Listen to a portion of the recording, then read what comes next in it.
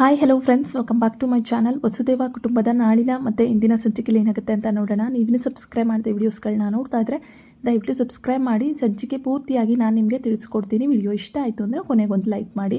ಸಂಚಿಕೆ ಆರಂಭದಲ್ಲಿ ಈ ಕಡೆ ವಂಶಿಯವರು ಸ್ವಾತಿನ ರೇಗಿಸ್ತಾ ಇರ್ತಾರೆ. ಅಲ್ಲ ಕಣೆ, ನಿಮ್ಮಮ್ಮನ ಕೂಡ ಒಂದಿಷ್ಟು ಬಂದೇ ಇಲ್ವಲ್ಲೇ ನಿನಗೆ? ನಿಮ್ಮಮ್ಮ ನೋಡಿದ್ರೆ ಅಷ್ಟೊಂದು ಸಾಫ್ಟು, ನೀನು ನೋಡಿದ್ರೆ ಇಷ್ಟೊಂದು ಬಜಾರಿಯಲ್ಲೇ, ನಿನ್ನ ಗ್ಯಾರಂಟಿ ಜಾತ್ರೆ ಪ್ರಾಡಕ್ಟೇ ಅಂತೇಳ್ಬಿಟ್ಟು ವಂಶಿ ಹೇಳ್ತಾರೆ. ಅಲ್ಲ, ನಾನು ಯಾಕೆ ಜಾತ್ರೆ ಪ್ರಾಡಕ್ಟ್ ಆಗಲಿ ಅಂದಾಗ, ಅಲ್ಲ ಕಣೆ, ನನಗೊಂದು ಭಯ ಶುರುವಾಗ್ಬಿಟ್ಟಿದೆ. ರಾಗಿಣಿ ಏನಾದರೂ ಮಾಡೋದಕ್ಕಿಂತ ಮುಂಚೆ ನೀನೇ ಏನಾದರೂ ಅವಳಿಗೇನಾದರೂ ಮಾಡಿಬಿಡ್ತೀನೋ ಅಂತಂದಾಗ, ವಾವ್, ಸೂಪರ್ ಐಡಿಯಾ ಕೊಟ್ಟರೆ ವಂಶಿಯವರೇ, ನನಗೆ ಯೋಚನೆನೇ ಬಂದಿರಲಿಲ್ಲ. ಹೌದಲ್ವಾ, ನಾನೇನಾದರೂ ಮಾಡಿಬಿಟ್ರೆ ಚಾಪ್ಟರ್ ಕ್ಲೋಸ್ ಆಗಿಬಿಡುತ್ತೆ. ಸೂಪರ್ ಐಡಿಯಾ ವಂಶಿಯವರೇ ಅಂದ್ಬಿಟ್ಟು ಸ್ವಾತಿ ಹೇಳ್ತಾಳೆ. ಹೇ, ನಿನ್ನ ಮನ್ಕಾಯೋಗ ಹಂಗೇನಾದರೂ ಮಾಡಿಗಿಡ್ಬಿಟ್ಟಿಯ ತಾಯಿ, ನೀನು ಬಜಾರಿ ಅಂತ ನನಗೆ ಚೆನ್ನಾಗಿ ಗೊತ್ತು. ರಾಗಿಣಿ ಪಾಪ ಸುಮ್ಮನೆ ಇದ್ದಾಳೆ, ನೀನು ಸುಮ್ಮನೆ ಇರೋದು ನೋಡ್ಕೊಂಡಾಗ ಅಷ್ಟು ಭಯ ಇರಲಿ ಅಂದಾಗ, ಏನೇ ಆದರೂ ನೀನು ನಿಮ್ಮ ಅಮ್ಮನ ಥರ ಅಲ್ಲ ಬಿಡೆ, ನಿಮ್ಗೆ ಈತಾಗ ಅವರೆಲ್ಲ ಒಂಥರ ಆದರೆ ನೀನೇ ಒಂಥರ, ನೀನು ಜಾತ್ರೆ ಪ್ರಾಡಕ್ಟ್ ಅಂದಾಗ ನೋಡಿ ನೋಡಿ ವಂಶಿಯವರೇ, ಸುಮ್ಮನೆ ಇದ್ರೆ ಸರಿ ಅಂತೇಳ್ಬಿಟ್ಟು ಕಡ್ಡಿ ಹುಡುಕ್ತೀನಿ ರೀ, ಹೊಡಿತೀನಿ ನಿಮಗೆ ಅಂತೇಳ್ಬಿಟ್ಟು ಓಡಾಡಿಸ್ತಾ ಇರ್ತಾಳೆ ಸ್ವಾತಿ. ಇನ್ನು ನಮ್ಮ ಮೇಘ ಇದ್ದೋಳು ನಿತಿನ್ನ ಭೇಟಿಯಾಗಿ ಬಂದಿರ್ತಾಳೆ. ನಿತಿನ್ ಮಾತಾಡೋಕ್ಕೆ ಇಷ್ಟ ಇರಲ್ಲ. ಯಾಕೆ ನಿತಿನ್ ಅವರೇ, ಯಾಕೆ ನನ್ನ ಜೊತೆ ಮಾತಾಡ್ತಿಲ್ಲ ಅಂದಾಗ, ನೀವು ಮಾಡಿರೋದು ದೊಡ್ಡ ಗನಂದಾರಿ ಕೆಲಸ, ನಿಮ್ಮನ್ನು ಮಾತಾಡ್ಸೋಕ್ಕೆ ಮಕ ಇಲ್ಲ ನನಗೆ. ಅಲ್ಲ ರೀ, ಯಾಕೆ ಅಷ್ಟೊಂದು ಸುಳ್ಳು ಹೇಳಿದ್ರೆ ನೀವು ಅಂದಾಗ, ನೋಡಿ ನಿತಿನ್ ಅವರೇ, ನನಗೆ ಗೊತ್ತಿರಲಿಲ್ಲ ಅಜಯ್ ಮತ್ತು ರಾಗಿಣಿ ಮದುವೆ ಆಗ್ತಾ ಇದ್ದಾರೆ ಅಂತ. ನಾನು ನೋಡೋ ಅಷ್ಟರಲ್ಲಿ ಅಲ್ಲಿ ಅಜಯ್ ಇರಲಿಲ್ಲ. ಅಜಯ್ ಅಲ್ಲೇ ಇದ್ದರು ತಾತ ಅಜ್ಜಿ ಜೊತೆ ಮಾತಾಡಿಕೊಂಡು. ನಾನು ಅದಕ್ಕೆ ಹೇಳಿದೆ, ಅವ್ರು ಯಾವ ಗ್ಯಾಪಲ್ಲಿ ಹೋದ್ರೂ ನನಗೆ ಗೊತ್ತಿಲ್ಲ ಅಂದಾಗ, ಸಾಕು ಸುಮ್ಮನೆ ಇರ್ರಿ, ಸುಳ್ಳು ಹೇಳ್ಬಿಟ್ಟು ಅದನ್ನು ಇಷ್ಟೊಂದೆಲ್ಲ ಎಳ್ದಾಡೋ ಅವಶ್ಯಕತೆ ಇಲ್ಲ. ನಿಮ್ಮ ಜೊತೆ ನನಗೇನು ಮಾತು ಉಳಿದಿಲ್ಲ. ಸ್ವಾತಿಗೆ ಏನು ತೊಂದರೆ ಮಾಡ್ತಾಳೋ ರಾಗಿಣಿ ಅನ್ನೋದಷ್ಟೇ ನನಗೆ ಇರೋ ಕನ್ಸರ್ನ್ ಅಂದಾಗ, ದಯವಿಟ್ಟು ನಿತಿನ್ ಅವರೇ ನಿಂತ್ಕೊಳ್ಳಿ ಅಂತೇಳ್ಬಿಟ್ಟು ಗೋಳಾಡ್ತಿರ್ತಾಳೆ. ಅದನ್ನು ಗೀತಾ ನೋಡಿ ಅಲ್ಲಿಂದ ಇವಳನ್ನ ಎಳ್ಕೊಬತ್ತಾಳೆ. ನಿತಿನ್ ಹೊರಟ್ಬಿಡ್ತಾರೆ. ಅಮ್ಮ, ಇವಳೇನು ಮಾಡ್ತಿದ್ಲು ಅಂತ ಗೊತ್ತಾ ನಿಮಗೆ ಅಂತೇಳ್ಬಿಟ್ಟು ಗೀತಾ ಹೇಳ್ತಾಳೆ. ಏನಾಯ್ತೆ, ಯಾಕೆ ಹೇಳ್ತಾ ಇದೆಯಾ ಮೇಘ ಅಂದಾಗ, ಇವಳು ನಿತಿನ್ ಅವ್ರ ಹತ್ರ ಮಾತಾಡ್ಕೊಂಡು ಹೊತ್ಕೊಂಡು ಏನೋ ಮಾತಾಡ್ತಿದ್ಲು. ನಾನು ಹೋಗಿ ಎಳ್ಕೊಂಬಂದೆ ಏನು ಅಂತ ವಿಚಾರಿಸಿದಾಗ, ಏನೇ ಮೇಘ ಏನಾಯಿತು ಅಂದಾಗ, ಅಯ್ಯೋ ಅಕ್ಕ, ನೀವು ಅಂದ್ಕೊಂಡಂಗೆಲ್ಲ ಏನೂ ಇಲ್ಲ. ನಿತಿನ್ ಅವರು ರಾಗಿಣಿ ಮದುವೆ ದಿವಸ ಅಜಯ್ ಮನೇಲಿದ್ದಾರ ಅಂತ ಕೇಳಿದ್ರು. ನಾನು ಹೌದು ಅಂತ ಹೇಳಿದೆ. ಅವರು ಯಾವ ಗ್ಯಾಪಲ್ಲಿ ಮದುವೆ ಆದರೂ ಗೊತ್ತಿಲ್ಲ, ಅದ್ರ ಬಗ್ಗೆನೇ ಕೇಳಿ ವಿಚಾರಿಸ್ತಿದ್ರು ಅಷ್ಟೇ. ನನ್ನ ಮತ್ತು ಅವ್ರ ನಡುವೆ ಏನೂ ಇಲ್ಲ ಅಂತೇಳ್ಬಿಟ್ಟು ಅಲ್ಲಿಗೆ ಸುಮ್ಮನೆ ಆಗ್ತಾರೆ. ಇನ್ನು ಈ ರಾಗಿಣಿ ಮತ್ತು ಅಜಯ್ ರೆಡಿಯಾಗಿ ಬಂದಾಗ, ಅಯ್ಯಯ್ಯೋ ಎಷ್ಟು ಚೆನ್ನಾಗಿ ಕಾಣಿಸ್ತಿದ್ದೀರಾ, ನನ್ನದೇ ದೃಷ್ಟಿ ಆಗಿಬಿಡುತ್ತೆ, ತಾತ ಅಜ್ಜಿ ಹತ್ರ ಆಶೀರ್ವಾದ ತಗೊಳ್ಳಿ ಅಂತೇಳ್ಬಿಟ್ಟು ಹೇಳ್ತಾರೆ. ಹೌದು, ನಾನು ಇಷ್ಟು ಚೆನ್ನಾಗಿ ರೆಡಿ ಆಗಿದ್ದೀನಿ ಅಂದಮೇಲೆ ದೃಷ್ಟಿ ತಗಲದೇ ಇರುತ್ತಾ. ಇನ್ನು ಸ್ವಾತಿ ಬರ್ತಾಳೆ. ಸ್ವಾತಿ ನೋಡಿ, ಏನೇ ಹಿಂಗೆ ರೆಡಿ ಆಗಿದೆಯಾ? ಅಲ್ಲ, ಇಲ್ಲಿರೋ ಪಕ್ಕದ ಮನೇಲಿರೋದಕ್ಕೆ ಇಷ್ಟೊಂದೆಲ್ಲ ರೆಡಿ ಆಗಬೇಕಾ ಅಂತ ಅಜ್ಜಿ ಮೊದಲೇ ಕೇಳ್ತಾರೆ. ಸ್ವಾತಿನೂ, ಹೌದು, ಇಲ್ಲಿರೋ ಮನೆಗೆ ಇಷ್ಟೊಂದೆಲ್ಲ ರೆಡಿಯಾಗಿ ಹೋಗೋ ಅವಶ್ಯಕತೆ ಏನಿದೆ ಅಂದಾಗ, ನಿನ್ನಂಥ ಚೀಪ್ ಮಿಡಿಲ್ ಕ್ಲಾಸ್ ಅವ್ರಿಗೆ ಅದು ಏನೂ ಅಲ್ಲ. ನಾನು ಅಪ್ಶಿಯಲ್ ಕೋಟ್ಯಾಧೀಶ್ವರ ಮನೇಲಿ ಹುಟ್ಟಿರೋದು, ನಾನು ಅದಕ್ಕೆ ಈ ರೀತಿ ರೆಡಿಯಾಗಿದ್ದೀನಿ ಅಂದ್ಬಿಟ್ಟು ರಾಗಿಣಿ ಡೌ ಕೊಡ್ತಿರ್ತಾಳೆ. ಓಹೋ, ಹೌದಾ, ಸರಿ ಆಯಿತು, ನೀನೇನು ರೆಡಿ ಆದ್ರೇನು, ಅಲ್ಲಿ ನಿನಗೆ ಮಾಡೋ ಪೂಜೆನೇ ಬೇರೆ ಮರ್ಯಾದೆ ಇರುತ್ತೆ ಅಂದಾಗ, ಏನು ಹೇಳ್ತಿದ್ದೆ ಅಂದಾಗ, ಕುರಿನ ಕಡಿಬೇಕಾದ್ರೆ ಚೆನ್ನಾಗಿ ತಿನ್ನಿಸ್ತಾರಂತೆ, ಆ ರೀತಿ ನಮ್ಮಮ್ಮನೂ ನಿನ್ನ ಚೆನ್ನಾಗಿ ತಿನ್ನಿಸಿ ಏನಾದರೂ ಕಡಿಬೋದೇನೋ ಅಂತೇಳ್ಬಿಟ್ಟು ಈ ಕಡೆ ಸ್ವಾತಿ ತಲೆಗುಳ ಬಿಟ್ಟು ಹೋಗ್ತಾಳೆ. ಇನ್ನು ಅಜಯ್ ಮತ್ತು ರಾಗಿಣಿ, ವಂಶಿ ಮತ್ತು ಸ್ವಾತಿ ಎಲ್ಲರೂ ಸಹ ಪದ್ಮ ಅವ್ರ ಮನೆಗೆ ಬರ್ತಾರೆ. ಈ ಕಡೆ ಬಂದಿದ ತಕ್ಷಣ, ಬನ್ನಿ ಈಗ ಬಂದ್ರೆ ಎಲ್ಲರೂ ಅಂತೇಳ್ಬಿಟ್ಟು ಖುಷಿಯಿಂದ ಒಳಗಡೆ ಕರ್ಕೋತಾರೆ. ರಾಗಿಣಿಗೆ ಒಳಗಡೆ ಎಲ್ಲೋ ಒಂದು ಭಯ ಇರುತ್ತೆ, ಇವ್ರು ನನ್ನ ಕರೆದಿರೋದು ಏನಕ್ಕೆ ಅಂತಲೇ ಗೊತ್ತಾಗ್ತಿಲ್ವಲ್ಲ.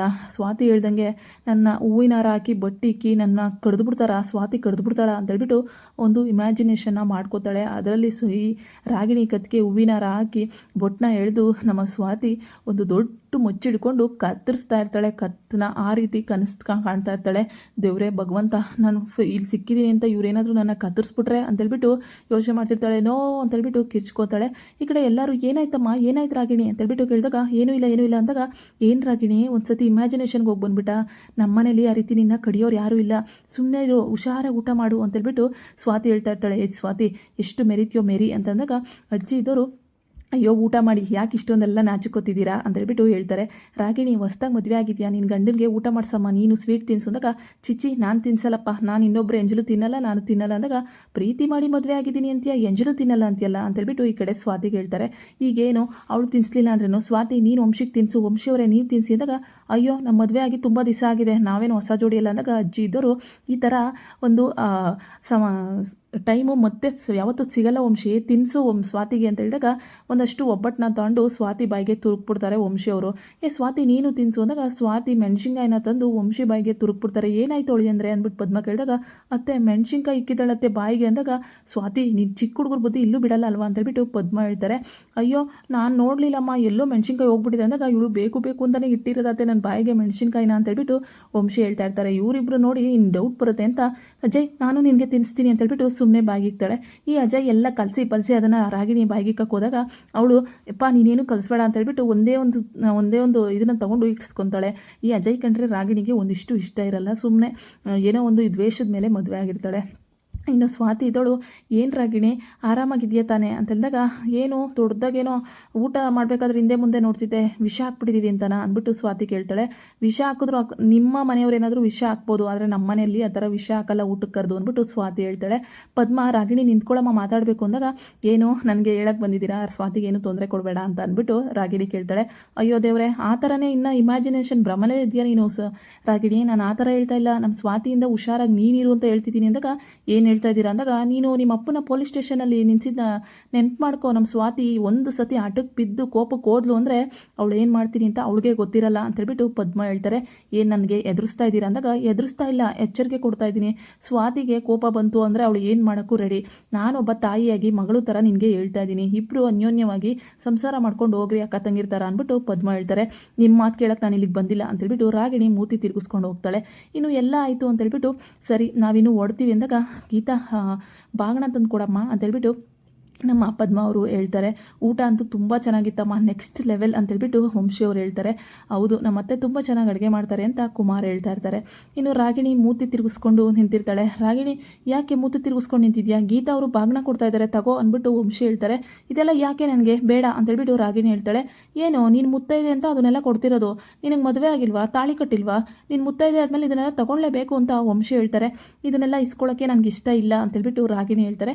ಹಂಗೆಲ್ಲ ಹೇಳ್ಬಾರ್ದಮ್ಮ ರಾಗಿಣಿ, ನೀನು ಈಗ ಮುತ್ತೈದೆಗೆ ಈ ರೀತಿ ಬಾಗ್ನ ಕೊಡೋದು ಅವರ ಗಂಡನ ಎಷ್ಟು ಚೆನ್ನಾಗಿರಲಿ, ಇವರಿಬ್ಬರು ಅನ್ಯೋನ್ಯವಾಗಿ ನೂರಾರು ಕಾಲ ಬದುಕಲಿ ಅಂತ ಕೊಡೋದು ಅಂದ್ಬಿಟ್ಟು ಪದ್ಮ ಹೇಳ್ತಾರೆ. ಸರಿ ಆಯಿತು ಅಂತೇಳ್ಬಿಟ್ಟು ಈ ಕಡೆ ರಾಗಿಣಿ ಮೂತಿ ತಿರುಗಿಸ್ಕೊಂಡು ಅದನ್ನು ಇಸ್ಕೋತಾಳೆ. ಯಾಕೆಂದರೆ ಅವಳಿಗೆ ಉರಿದೋಗಿರುತ್ತೆ. ಪದ್ಮ ಊಟಕ್ಕೆ ಕರೆದು ಸ್ವಾತಿ ನನಗೆ ಸ್ವಾತಿ ಏನಾದರೂ ಮಾಡಿಬಿಡ್ತಾಳೆ ಅಂತ ಎಚ್ಚರಿಕೆ ಕೊಡ್ತಾ ಇದ್ದಾಳೆ ಅಂದರೆ ಎಷ್ಟು ಕೊಬ್ಬಿರ್ಬೇಕು ಇವಳಿಗೆ ಅಂತೇಳ್ಬಿಟ್ಟು ರಾಗಿಣಿ ಉರ್ಕೊಂಡು ಸಾಯ್ತಾ ಇರ್ತಾಳೆ.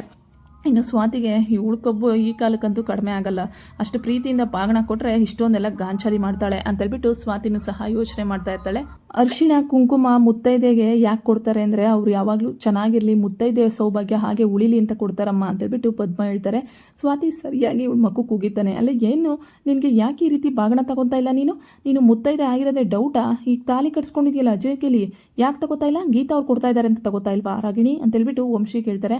ವಂಶಿ ಹೇಳ್ದಂಗೆ ನಾನು ತೊಗೊಂಡಿಲ್ಲ ಅಂದರೆ ಡೌಟ್ ಬರುತ್ತೆ ಅಂತ ಅದನ್ನು ತಂದು ಮನೆಗೆ ಬಿಸಾಡಿ ರಂಪಾಟ ಮಾಡಿ, ಅಜಯ್ ಎಲ್ಲ ನಿನ್ನಿಂದನೇ ಆಗಿತ್ತು, ಅವ್ರ ಮನೆಗೆ ನಾವು ಹೋಗ್ಬಾರ್ದಾಗಿತ್ತು, ಅವ್ರ ಅಮ್ಮ ನನಗೆ ಎದುರಿಸ್ತಾಳೆ, ಆ ಸ್ವಾತಿ ಏನಾದರೂ ಮಾಡಿಬಿಡ್ತಾಳೆ ಅಂತ ಈ ಬಾಗ್ನ ಯಶ್ನ ಕುಂಕುಮ ನನಗೆ ಯಾವುದು ಬೇಕಿಲ್ಲ ಅಂತೇಳ್ಬಿಟ್ಟು ಫುಲ್ಲು ಆಡ್ಬಿಡ್ತಾಳೆ ರಾಗಿಣಿ. ಇನ್ನು ದುರ್ಗಾ ಇದ್ದಳು, ಅಯ್ಯೋ ದೇವ್ರೆ ಏನಾಯಿತು ಅಂತೇಳ್ಬಿಟ್ಟು ಒಳಗಡೆ ಬರೋಷ್ಟರಲ್ಲಿ ಎಲ್ಲ ಎರ್ಚಾಡಿ ಬಿಟ್ಟಿರ್ತಾಳೆ. ವಂಶಿ ನನಗೆ ಸಜೆಸ್ಟ್ ಹೇಳಕ್ಕೆ ಬರ್ತಾನೆ, ಅದು ನಾನು ಈ ಮನೆಗೆ ಬಂದಿರೋದೇ ವಂಶಿ ಮತ್ತು ಸ್ವಾತಿ ಬಾಳನ್ನ ಹಾಳು ಮಾಡೋಕ್ಕೆ. ಹೆಂಡ್ತಿ ಮುಂದೆ ನನಗೇನೆ ಅವಾಜ್ ಆಗ್ತಾನೆ, ಅವ್ರ ಮುಂದೆ ಅತ್ತೆಯರ ಮನೆ ಮುಂದೆ. ನಾನು ಇದನ್ನೆಲ್ಲ ಸಹಿಸ್ಕೋತೀನ, ನನಗೆ ಯಾವುದೇ ಕಾರಣಕ್ಕೂ ಈ ಬಾಗಿನ ಈ ಮುತ್ತೈದೆತನ ಯಾವುದೂ ಬೇಕಾಗಿಲ್ಲ ಅಂತೇಳ್ಬಿಟ್ಟು ಎಲ್ಲನೂ ಸಹ ಬಿಸಾಕ್ತಿರ್ತಾಳೆ. ದುರ್ಗಾ ಬಂದು ಒಂದು ಕ್ಷಣ ಆಶ್ಚರ್ಯ ಆಗ್ಬಿಡುತ್ತೆ, ಏನು ನಡೀತಾ ಇದೆ, ಇವಳು ನಿಜವಾಗ್ಲೂ ಬೇಕು ಅಂತ ಮದುವೆ ಮಾಡ್ಕೊಂಡ್ಲಾ ಇಲ್ಲ ಇಷ್ಟಪಟ್ಟು ಮದುವೆ ಮಾಡ್ಕೊಳ್ಳೋ ಒಂದು ಗೊತ್ತಾಗ್ತಿಲ್ವಲ್ಲ ಅಂತೇಳ್ಬಿಟ್ಟು ದುರ್ಗಂಗೆ ಆಶ್ಚರ್ಯ ಆಗ್ಬಿಡುತ್ತೆ. ದುರ್ಗನೂ ಅಷ್ಟೇ, ರಾಗಿಣಿ ನೀನು ಸ್ವಲ್ಪ ಮುತ್ತೈದೆ ಥರ ಇರೋದು ನೋಡ್ಕೊ, ನನ್ನ ಮಗ ನಿನ್ನ ಪ್ರೀತಿ ಮಾಡಿ ಮದುವೆ ಆಗಿರೋದು, ನೀನು ನೋಡಿದ್ರೆ ಬರೀ ದ್ವೇಷ ಸಾಧಿಸೋಕ್ಕೆ ಬಂದಿರೋ ಥರ ಕಾಣಿಸುತ್ತೆ ಅಂದ್ಬಿಟ್ಟು ದುರ್ಗನೂ ಸಹ ಬೈದ್ಬಿಡ್ತಾರೆ. ಅಲ್ಲ ನಿಮ್ಮಮ್ಮ ನನ್ನನ್ನು ಆ ರೀತಿ ಮಾತಾಡೋಕ್ಕೆ ಎಷ್ಟು ಧೈರ್ಯ, ನಿನ್ನನ್ನು ನಾನು ಪ್ರೀತಿ ಮಾಡಿ ಮದುವೆ ಆಗಿದ್ದೀನಿ ಅಂತ ಹಿಂಗೆಲ್ಲ ಮಾತಾಡೋದ ಅಂದಾಗ, ಅಯ್ಯೋ ರಾಗಿಣಿ ನೀನು ಆ ಥರ ಎಲ್ಲ ಅಂದ್ಕೋಬೇಡ, ಈ ಥರ ಎಲ್ಲ ಬಿಸಾಕಬಾರ್ದು, ನೀನೀಗ ನನ್ನ ಗಂಡ ಹೆಂಡ್ತಿ ಅಲ್ವಾ, ನಿನ್ಗೆ ಅದಕ್ಕೋಸ್ಕರ ಕೊಟ್ಟಿದ್ದಾರೆ, ಅದನ್ನ ಯಾಕೆ ಈ ಥರ ಬಿಸಾಕ್ತಾ ಇದೆಯಾ ಅಂದ್ಬಿಟ್ಟು ಈ ಕಡೆ ಈ ಅಜಯ್ ದಡ್ಡ ಕೇಳ್ತಾ ಇರ್ತಾನೆ. ಇವು ಬಾಗಿಣನೋ ಬೇಡ ಏನು ಬೇಡ ಅಂದಾಗ ದುರ್ಗಾ ಎಷ್ಟು ದುರಾಂಕಾರ, ಇದನ್ನೆಲ್ಲ ಬಿಸಾಕ್ತಾ ಇದೆಯಲ್ಲ, ನಿನಗೆ ಮದುವೆ ಆಗಿದೆ ಅನ್ನೋದನ್ನ ಮರ್ತು ಬಿಟ್ಟಿದ್ಯಾ, ಸ್ವಲ್ಪ ಮದುವೆ ಆಗಿರೋಳ ಥರ ನಡ್ಕೋ, ಇದನ್ನು ನಿನಗೆ ಮದುವೆ ಆಗಿದೆ ಅಂತ ಕೊಟ್ಟಿದ್ದಾರೆ, ನಾನು ನೋಡ್ತಾ ಇದ್ದೀನಿ, ನೀನು ಇಲ್ಲಿಗೆ ಬಂದಿರೋದು ಜೀವನ ಮಾಡೋಕ್ಕೆ ಸಂಸಾರ ಮಾಡೋಕ್ಕೆ ಅಲ್ಲ ಅಂತ ಅನಿಸುತ್ತೆ, ಬರೀ ದ್ವೇಷ ಸಾಧಿಸೋಕ್ಕೆ ಅಂತ ಅನಿಸುತ್ತೆ, ದ್ವೇಷ ಸಾಧಿಸ್ಬೇಕು, ಈ ರೀತಿ ಎಲ್ಲ ದ್ವೇಷ ಸಾಧಿಸೋದು ಅಂತೇಳ್ಬಿಟ್ಟು ಈ ದುರ್ಗಾ ಹೇಳ್ತಾ ಇರ್ತಾಳೆ. ಏನು ಹೇಳ್ತಾ ಇದ್ದೀರಾ, ನಿಮಗೆ ನಾವು ಹೇಳಿರೋದು ಗೊತ್ತಿಲ್ವಾ, ಸ್ವಾತಿ ಮತ್ತು ವಂಶಿ ಬಾಳನ್ನ ಹಾಳು ಮಾಡೋಕ್ಕೆ ಮನೆಗೆ ಬಂದಿರೋದು ನಾನು ಅಂದಾಗ, ಓಹೋ ಹಂಗಿದ್ರೆ ನನ್ನ ಮಗನ ಜೊತೆ ಜೀವನ ಮಾಡೋಕ್ಕೆ ಬಂದಿಲ್ಲ ನೀನು ಅಂತೇಳ್ಬಿಟ್ಟು ದುರ್ಗಾ ಹೇಳ್ತಾಳೆ.